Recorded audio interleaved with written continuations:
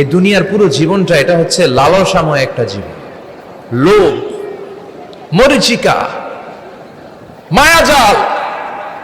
এই মায়াজালে আমরা আটকে আছি, ফলে মৃত্যুর কথা আমরা ভুলে গিয়েছি। পাগলের মতো ছুটছি, আরো টাকা লাগবে, আরো খ্যাতি লাগবে, আরো যশ লাগবে, আরো দাপট লাগবে। আমার এত টাকা দিয়ে কি হবে, এত সম্পদ দিয়ে কি হবে, এত ব্যস্ততা দিয়ে কি হবে তোমার? স্টপ, থামুন, অনেক হয়েছে, আন্না থামুন। Take a rest, take a breath and think about death. Think that you have to go back to your Lord. একটু বসেন না, একটু ভাবেন যে আমাকে চলে যেতে হবে, চলে যেতে হবে। এই কোলাহল, এই ব্যস্ততা, এগুলো থাকবে, থাকবো না আমি। সাইয়েদনা ওমর ফারুক বলেছেন, মুতু ক্বাবলা আন তামুতু, মরার আগে একবার মরো। হাসিবু ক্বাবলা আন তুহাসাবু আলাইকুম, তোমার হিসাব নেওয়ার আগে তুমি একবার নিজের হিসাবটা করো না। কাগজ বের করে একটু লিখো না কি কি ভালো কাজ করছিলা, যেগুলো দিয়ে নাজাতের ওসিলা হতে পারে। 1 2 3, আর কি কি আকাম কুকাম করছো দেখো না, লিখে দেখো তোমার অবস্থাটা কি। মরার আগে একবার মরো। মরার আগে খাটের মধ্যে শুয়ে শটান করে চোখ বন্ধ করে একবার মরার ভান করে দেখেন কেমন লাগে। চোখটা বন্ধ করেন আর ভাবেন আপনি নাই, কি কি হতে পারে ভাবেন। আপনার ছেলেমেয়েরা কান্না জুড়ে দিবে, আপনার প্রাণের স্ত্রী বিলাপ শুরু করে দিবে, বন্ধু বান্ধবের চিৎকার আর মাতম, স্থানীয় এলাকার মসজিদে ঘোষণা, অমুক এলাকার নিবাসী অমুক ভাই অমুকের ছেলে অমুক দুনিয়ায় নাই। সব আত্মীয়রা চলে আসবে, ফেসবুকে স্ট্যাটাস দেয়া হবে, সবাই সবাইকে জানাবে বিকাল 4টায় অমুক হাই স্কুল ময়দানে আপনার জানাজা। ছুটে আসবে, সবাই ছুটে আসবে আপনাকে শেষ বিদায় দিতে, গুড বাই জানানোর জন্য, আল ওয়াদা, বিদায় জানাতে আসবে সবাই। 4 তাকবীর দিয়ে আপনার জানাজা হবে, অশ্রুসিক্ত জানাজায় আপনার বিদায় হবে। কাঠের খাটিয়ার মধ্যে করে কাঁধে তুলে আপনার কবরে নেওয়া হবে। আগে থেকে খুঁড়ে রাখা কবরটার মধ্যে আপনার বিছিয়ে দেয়া হবে। বাঁশের কচি দিয়ে তার উপরে মাটির চাপা দিয়ে সব চলে যাবে। ভাবেন না একবার চোখ বন্ধ করে, this is the circle of life, this is the nature of life. এটা সবার হবে, আমার হবে, আপনার হবে।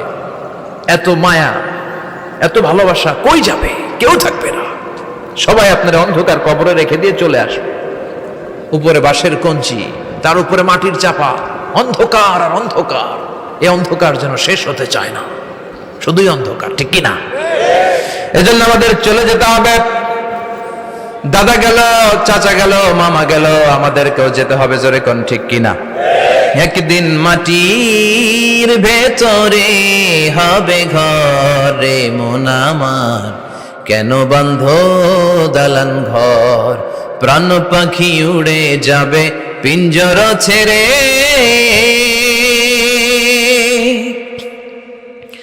ধরা ধামে সবই রবে, তুমি যাবে চলে। বন্ধু বান্ধব যত, মাতা পিতা যারা সুত, সবই হবে তোমার পরে।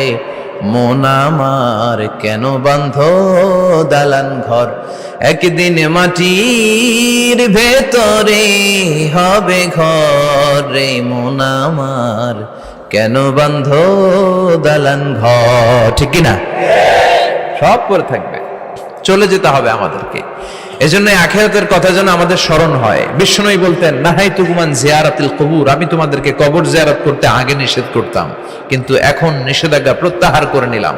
এখন সব সময় তোমরা কবরের সামনে যাবা আর জিয়ারত করবা। কবরস্থানে জানতো বড়ুয়া কৃষ্ণপুরের এই গ্রামের কবরস্থান আছে কোন দিকে? পূর্ব দিকে আছে, গোখরার জলের ওদিকে। যান আপনারা, একটু যাবেন, একটু গেলে আখিরাতের কথাটা স্মরণ হবে। ওখানে ছোট শিশুরা শুয়ে আছে, কিশোর যুবকরা আছে, আপনার মতো তাগড়া যুবক, মুরব্বীরা আছে। এরা এই এলাকায় থাকতো, এরা আকাশ থেকে নেমে আসে না, এই এলাকার সন্তান, আজ নাই। একটা সার্টেন পিরিয়ড শেষে আপনিও থাকবেন না। This is the nature of life, this is the circle of life. ছোট্ট শিশু হয়ে এসেছিলেন, শৈশব, কৈশোর, যৌবন, প্রৌঢ়ত্ব। আগে ছিলেন সিঙ্গেল, বিয়ে করে হয়ে গেলেন ডবল। এরপরে আল্লাহ আপনাকে একটা মেয়ে দিল, এরপরে মেয়েকে বিয়ে দিয়ে শ্বশুর হলেন, এরপরে ওই মেয়ের ঘরে সন্তান হতে নানা হলেন। আর কতদিন? অনেক দিন হলো তো, অনেক লম্বা সময় পেয়েছেন আপনি। Think about death. এবার যাওয়ার কথা ভাবেন। আখিরাতের সামানের কথা ভাবেন, ফিরে যেতে হবে। কি শক্তিশালী যুবক, বার্ধক্য চলে আসলে লাঠি ছাড়া চলতে পারে না। কুচকুচে কালো দাড়ি সাদা হয়ে যায়, দাড়ির শুভ্রতা, বয়সের ভার, রং ধরা যৌবন জং ধরে শেষ, ঠিক কিনা? This is the circle of life. যুবক ভাইরা, এটাই জীবন, চলে যেতে হবে, কেউ থাকতে পারবে না, ঠিক কিনা? এটা রিমাইন্ডার আল্লাহ এই সূরার ভেতরে দিয়েছেন যে তোমাদেরকে ফিরে যেতে হবে, এই লোভ লালসা ছেড়ে দাও। রব্বুল আলামিন বলেন, আলহাকুমুত তাকাসুর হাত্তা যুরতুমুল মাকাবির। ও গোলাম, দুনিয়ার সম্পদ, লোভ লালসা তোদেরকে পাগল বানিয়ে দিয়েছে। এই লোভ পাগলামি কোনোদিন তোদের থামবে না যতদিন না তোরা কবরে ঢুকবি, ঠিক কিনা? কার কথা? আল্লাহ বললেন, দুনিয়ার সম্পদ আর লোভ আর মোহে তোমরা গাফেল হয়ে গিয়েছো। আখিরাতের কথা বেমালুম তোমরা ভুলে গিয়েছো, কিন্তু আখিরাতে তোমাদের যেতেই হবে, কবরের বাড়িতে তোমাদের ঢুকতেই হবে, ঠিক কিনা? যেতেই হবে, আমরা ভুলে যাই। আলহাকুমুত তাকাসুর, অতিরিক্ত পাওয়ার লোভ, বেশি বেশি খাওয়ার লোভ, বেশি বেশি জমানোর লোভ মানুষকে গাফেল বানিয়ে দিয়েছে। এটা মানুষের স্বভাব, আরো চাই আরো চাই, এই স্বভাবটা আছে না নাই? দেখবেন ছোট বাচ্চারা মসজিদের দোয়া অনুষ্ঠান শেষে জিলাপি দেয় না? বড়ে কৃষ্ণপুর কি দেয়? আগে বাতাসা দিত না, এখন কি দেয়? জিলাপি দেয়, মিষ্টি দেয়। তো মসজিদের 2-3 গেট থেকে যদি দেয়, ছোট বাচ্চারা দেখবেন এদিক দিয়ে কয়েকটা নিয়ে আবার ওই গেটে লাইন ধরে। ওর হাত হলো ছোট হাত, ওর হাত ভর্তি জিলাপি, আর নেওয়ার জায়গা নেই, এরপর আরেক জায়গায় লাইন ধরছে, আরো লাগবে আরো লাগবে, এই আরো আরো আরো চাই, এই স্বভাবটাই মানুষকে কুড়ে কুড়ে শেষ করে দিয়েছে। এত লাগবে কেন তোমার? চাহিদার কোনো শেষ নাই, unlimited demand of human being. যার আছে বেশি তার চাই বেশি, যার সাইকেল আছে তার হুন্ডা চাই, হুন্ডা আছে তো প্রাইভেট কার চাই, প্রাইভেট কার আছে তো প্লেন চাই, প্লেন আছে তো হেলিকপ্টার চাই, হেলিকপ্টার আছে তো ওইটা চাই, ওইটা আছে তো সেটা চাই, ঠিক কিনা? এলাকার মেম্বার যে হয়েছে চেয়ারম্যান হতে চায়, আছে না নাই? চেয়ারম্যান সাহেব এমপি হতে চায়, আছে না নাই? এমপি সাহেব মন্ত্রী হতে চায়, আছে না নাই? মন্ত্রী সাহেব প্রধানমন্ত্রী হতে চায়, আছে না নাই? কিন্তু এই দেশে সুযোগ নাই, কথা কন। এই দেশে প্রধানমন্ত্রী সিলেক্টেড, 2-3 জনের বাইরে কেউ প্রধানমন্ত্রী হতে পারবি না, ঠিক কিনা? আমার এই জীবনে তো আমি 2-3 জনই দেখলাম। বেগম খালেদা জিয়া, মাননীয় প্রধানমন্ত্রী শেখ হাসিনার ছোট্টবেলা দেখেছি এরশাদকে, আমরা তখন ছোট। তো মানুষের চাহিদার কোনো শেষ নাই, যার আছে বেশি তার চাই বেশি। এজন্য বিষ্ণু বলেছেন, উনজুরু ইলা মান হুয়া আসফালা মিন, তোমার চেয়ে যে খারাপ আছে ওর দিকে তাকাও। ওয়ালা তানজুর মান হুয়া আ'লা মিন, তোমার চেয়ে যে ভালো আছে ওর দিকে তাকাও না, তোমার চেয়ে যে খারাপ অবস্থানে আছে ওর দিকে তাকাও। অনেকে নিজের অবস্থান নিয়ে সুখী না, এরকম আছে না নাই? আল্লাহ আমার এটা দিল না রে, ওইটা দিল না রে, পাইলাম না রে, কিচ্ছু হয় না, কি করব জীবনে, হতাশ। আসলে আছে কিন্তু অনেক, কিন্তু শুকরিয়া নাই, ডাকাত, ঠিক কিনা? নিজের অবস্থান নিয়ে সুখী না, কিন্তু অনেক লোক আছে তারা আপনার অবস্থানে পৌঁছতে চায়।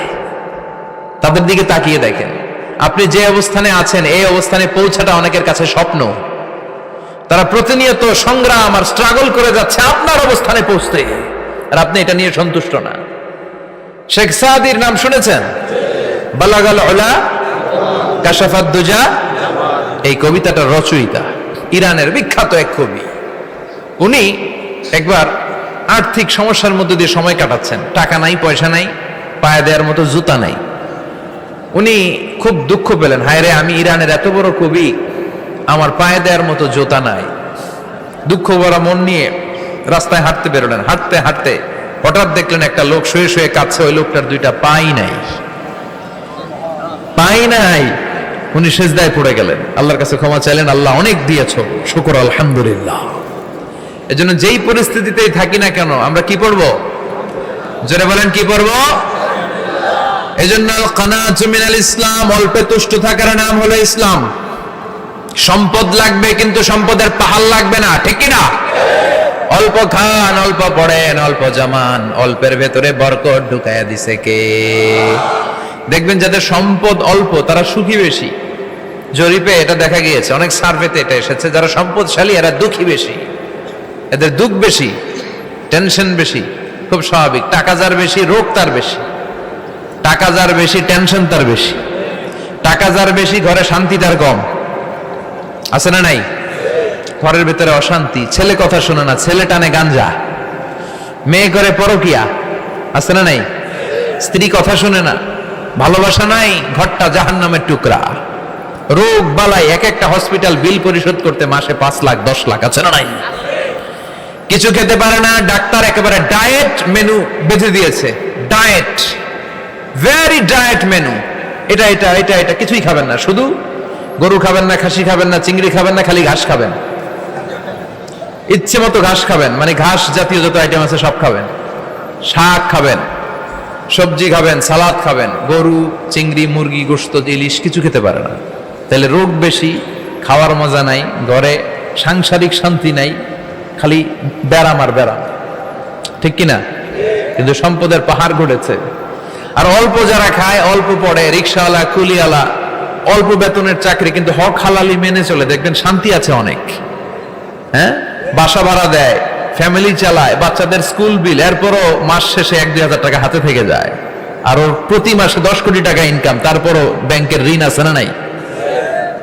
সুখ কারে বলে? কিভাবে আপনি সুখকে ডিফাইন করবেন? সুখ তো টাকায় কিনা যায় না। শান্তি টাকা দিয়ে হয় না, শান্তি দেওয়ার মালিক কে? শান্তি আছে অল্প খেয়ে শুকর করার মধ্যে, শান্তি আছে আলহামদুলিল্লাহর মধ্যে। চিল্লায় বলেন ঠিক কিনা? এজন্য অল্প খাবো, অল্প পড়বো, অল্প জামাবো, অল্পের ভেতরে বরকত দিয়েছে কে? দেখেন, ধনী ভাইরা খেতে পারে না, কিন্তু রিক্সাওয়ালার কি সমস্যা হয়?